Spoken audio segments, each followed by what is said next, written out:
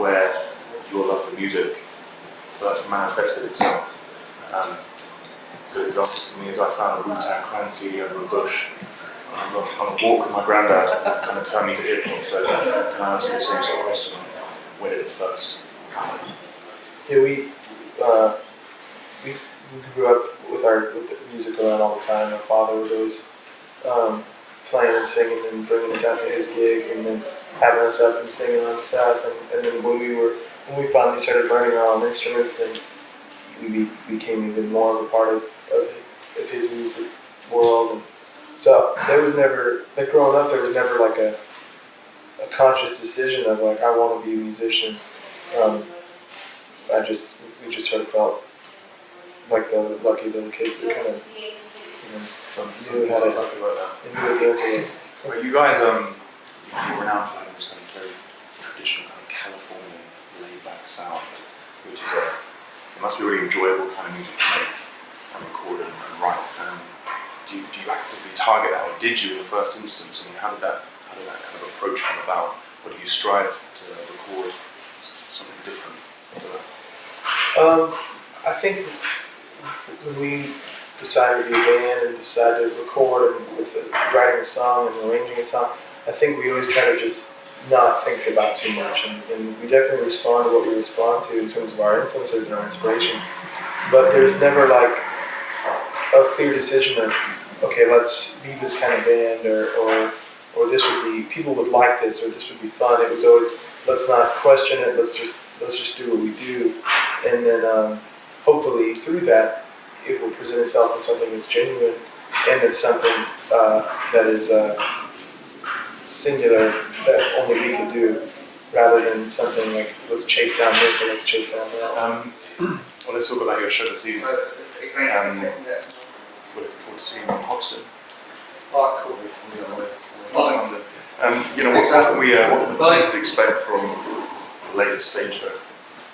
What does the city of London and the fans here mean to you?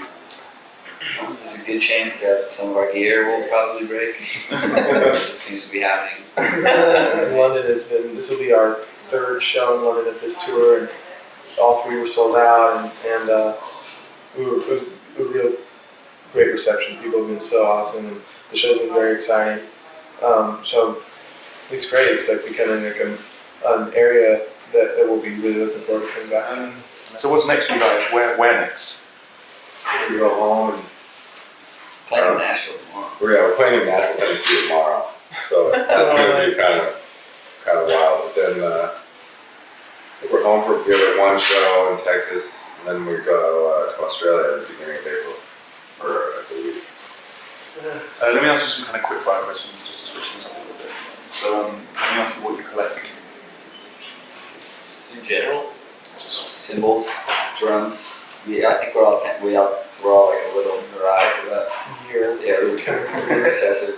gearheads. And who would be your dream collab, past or present? Jerry Garcia.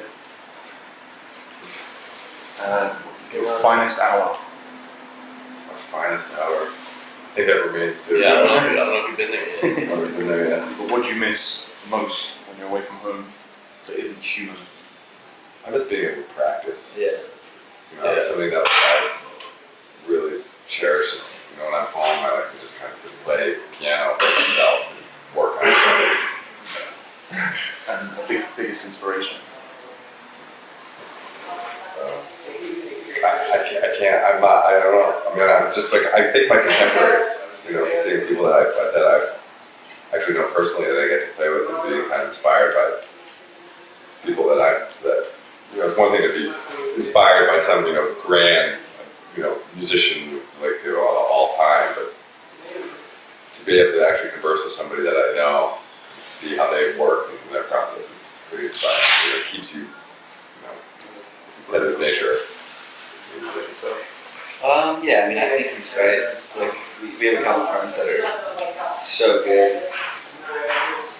It never ceases to amaze me or inspire me. But in terms of like what I've been listening to and what's kind of formative in my drumming, probably Al Jackson. I guess my biggest inspiration are like the connections that that go along with this kind of life. Like we just finished a 3-week tour, going to cities in Europe that like I probably never would have gone to, and just like standing out in front of bars and like laughing with people that are from the area. I mean, obviously, like I think in terms of music, like everything I do or see or hear, I think of how I can apply it into a musical way, because I feel like that's how it's like the only way I've learned to really actually be expressive to any extent. But I don't. But I still feel like those connections with other humans is what's really important.